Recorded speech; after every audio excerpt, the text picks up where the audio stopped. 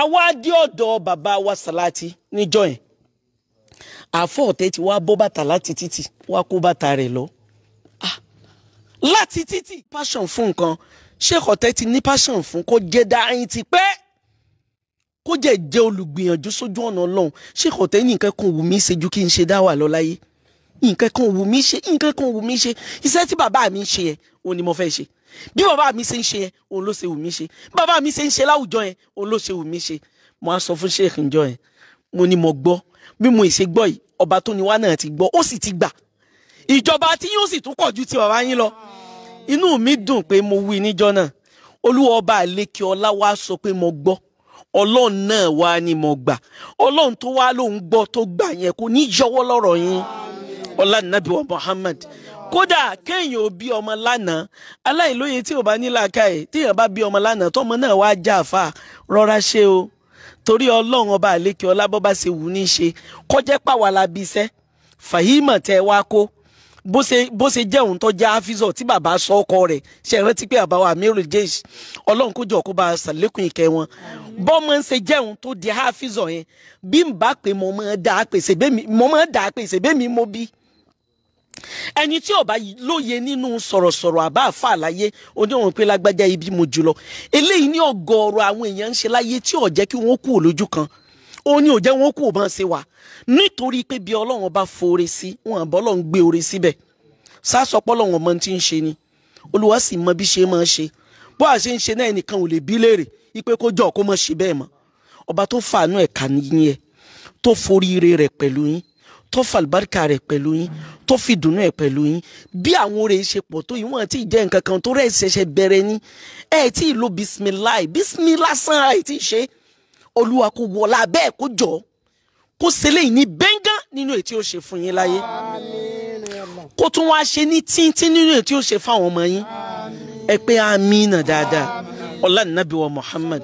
ẹ ní báwọn ní warawara ọjọ́ tí mo ń bẹ pẹ̀lú Amirul Jaysh Allah Qul huwallahu ahad Allahu samad lam yalid wa lam yulad bàbá wa mú mi lọ sí library àjókòó sílẹ̀ ẹlẹ́ni library wọ́n ti lé Sheikh Ọ̀tà bọ́ta ń gbà yẹn pé yé mo lọ jẹ́mi àtàlájà sọ̀rọ̀ àwa jókòó Amirul Jaysh wa ní alájà Kaola mo ní nà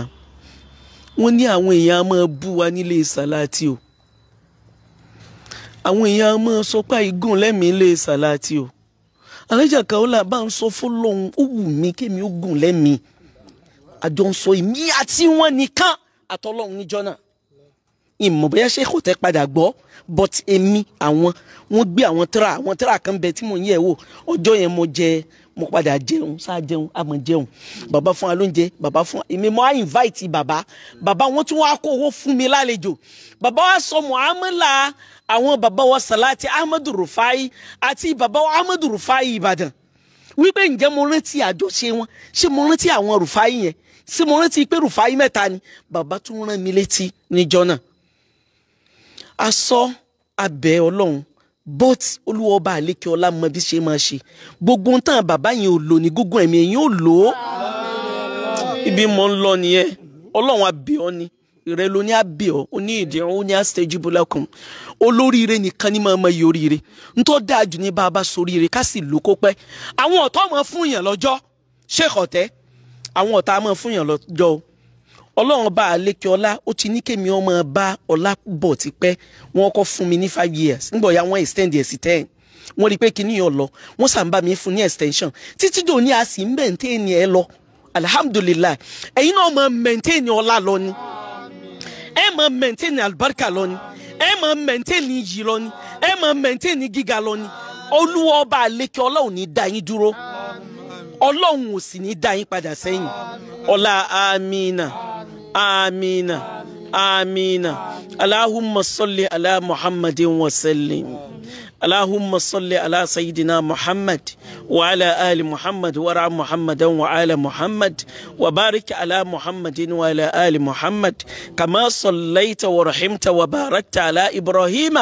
وعلى آله إبراهيم في العالمين إنك حميد مجيد. اللهم صل على سيدنا محمد وعلى آل محمد وسلم. اللهم صل على سيدنا محمد الفاتح الماء لك والخاتم لمن سبق ناصر الحق بالحق والهادي إلا صراطك المستقيم وعلى آله حقا قدره ومقداره العظيم. اللهم أنت الله بسم الله الذي لا يضر مع اسمه شيء في الأرض ولا في السماء وهو السميع العليم. تيتي في 150 years لا يني فسكو ni fẹnukọ ni bá wọn bunibuni kẹkẹ jojo ẹsìn kò ní ṣẹlẹ̀ nínú ayé yín ọlá nàbí wa Muhammad bisimilahi alladhi la yadurru ma ismihi shay'un fil ardi wala fis samai wa huwa as-sami'un alim. àti musiba orí ilẹ̀ àti tinú afẹ́fẹ́ àti torí sánmà ìkankan ò ní kàn yín. Olúwa kó wọlá pé àwọn olówó tí wọ́n lówó tán yányán ni wọ́n máa ń ṣerú eléyìí ni wọ́n bá sọ pé tó bẹ́ẹ̀ olówó ni. tá a bá ti ń rí eléyìí lọ́dọ̀ àfà n tó mì ní pé kò sí ẹni Ọlọ́run bá ti kọ oríire mọ́ yóò soríire ni. bá a jẹ́ pé kẹ́límà Suratul Fatiha lọ́mọ ebi ẹnu kọ́lọ̀ wọn fi àlùbáríkà já ni ebi ogun tá à ń wí tá à ń pè ń kéwù náà àlùbáríkà ní í jẹ́ ọmọ rọrùn. àwọn kan bẹ tẹ́ pé wọ́n mọ̀ Ọlọ́run náà sọ ní Al-Qur'an ó ní wamtazul jahannama ayyuhal mujrimun. àwọn tí wọ́n bá gba imtiyazul awwal jù ní madrasa àwọn ni wọn kì í wúlò ǹjẹ́ àfọ̀ tẹ́ mọ̀ torí wọn ti fi takaburu wọn ti fi affect albarka wọn ní madrasa ẹwàyà Qur'an. Ọlọ́run náà ní àwọn mujirimu ọ̀gá àwọn mujirimu làwọn tí wọ́n ń gba ẹ̀jẹ̀ atu lọ bẹ́ẹ̀ kí ni máa fà. tá a bá wà madrasa bọ́mọ kan bá ń gba makbul àbọ̀ ń rọ̀ sábà wọ́n ní olódo ni ó tún fẹ́ rọ̀ sábà ń sìn wọ́n fẹ́ gbé sáadá rẹ̀ lé lọ. ibẹ̀ lọ́lọ́run sì wá máa forí ré sí. wọ́n wà ní makbul lọ́gbà jáde sẹ́ẹ̀rẹ́ àwọn onímọ̀tàz yẹn takaburu wọ́n tún wo stars báyìí wọ́n tún wo báyìí wọ́n á ní stars kí lè fẹ́ sọ gangan. látara bẹ́ẹ̀ àwọn stars ó sì mọ̀ pé bó ṣe mọ̀ tó yẹn náà kò mọ̀ wúlò fún. eléyìí ni mo fi ń sọ̀rọ̀ fún gbogbo ẹni ó bá jọ́ ọmọ kéwú pé kó ṣọ́ra kí everybody ṣọ́ra yín tí máa jẹ́ kó rí rí ọjà láyé òní tọwọ́dún. àwa dé ọ̀dọ̀ bàbá wa Sàláàtì níjọ́ yẹn àfọ̀ ọ̀tẹ̀ tí wàá bọ́ bàtà láti títì wàá kó bàtà rẹ̀ lọ láti títì nítorí pé a fẹ́ wọ airport road ń bí torí pé ó fẹ́ lọ ọ̀dọ̀ bàbá rẹ̀ ó fẹ́ dọ́dọ̀ àfà rẹ̀ tó bá yí pé mi rí yẹn ni màá máa wò yí pé bóyá mujamala ni bóyá exaggeration tí mi ìbá rí yẹn àbí mi ti ẹ̀gbọ́n yẹn Ọlọ́run kò wọlá bẹ́ẹ̀ kó dákun ní bá wọn nájà kankan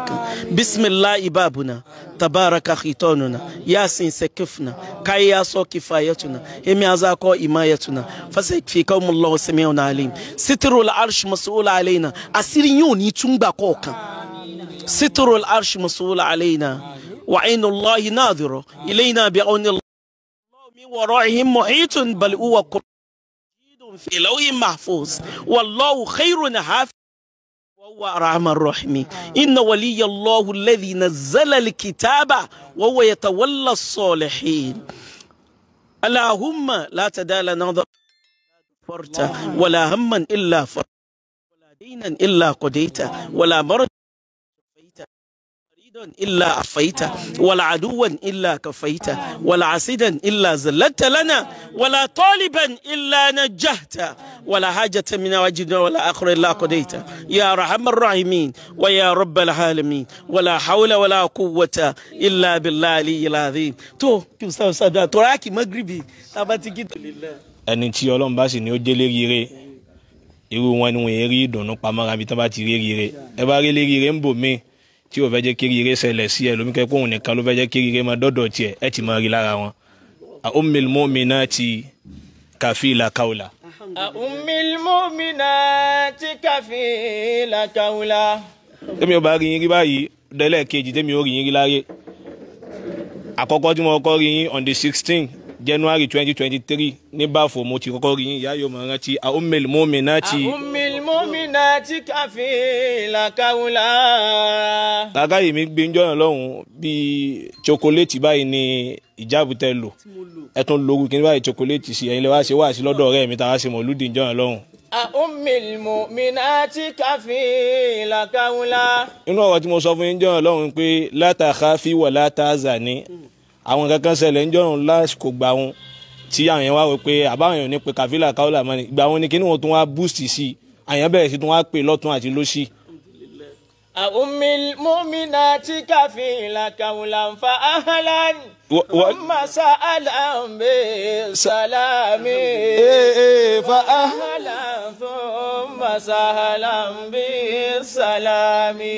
kò dìjà Ummil Mu'minati ta pé kàfílà káwọlà wọlé takò lọ́dọ̀ tiẹ̀ a ní bú ọ sí wọ́n ló máa ń tó orí tó fi takò ìmọ̀ lọ́dọ̀ tiwa àwa a endorse rẹ̀. Ummil mu'minati kafila kaula. àwọn ṣáà bá lé ẹ̀rí dọ́ àwọn ṣáà Ankara àtijọ́ tá a ti dá ìtàláyé ti dá iná láti máa rí lọ ara àwọn tí ó ṣe tìyàn á ṣe ráwọn tí ò gbà tìyàn mọ́bọ́lọ́ ń bá ti yọnu la takhafi wa la tahzani. Fa'alan Maulana Saif al-Qadiriyya al-Mudir wa Muassis. fa'alan المدير والمؤسس Al-Mudir wa Muassis ni wọ́n ní a máa sọ fún yín pé ahlan. thumma sa'alan bi salami. fa ahla summa sahla. Bi salami. mo sọ̀rọ̀ kan fún yín jọ́ Ọlọ́run mo ní bóbìnrin bá jóbìnrin dọ̀míìrù mùsákàrì la máa ń lò fún ẹ bá rántí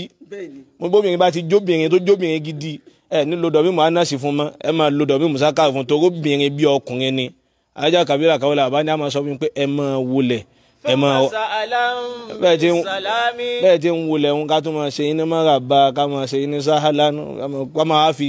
àdúrà tẹ̀lé pé bí sàlámì